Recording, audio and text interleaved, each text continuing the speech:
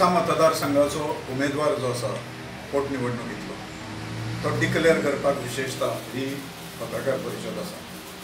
हांव तांचें नांव घोशीत करता। गोंयान जे आनी आसपास कर्नाटक आनी महाराष्ट्र हातूंत टेम्पल आर्किटेक्चर असो जो विशय आसा तातूंतल्यान खूब कमी लोक जे आसा हे आर्किटेक्ट ह्या देवळाच्या उभारणीच्या वेवसायान आसा।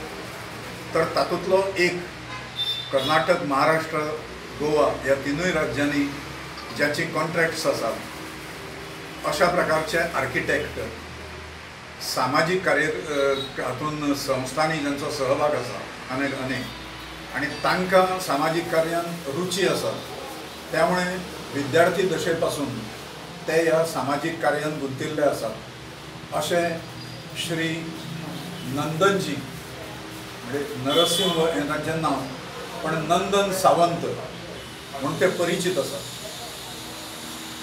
ते आमचे उत्तर गोंयचे अध्यक्षूय आसात।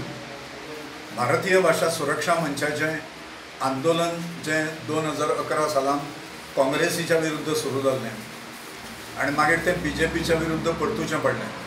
तर त्या आंदोलनात पूर्ण सहभाग हो तांचो आशिल्लो।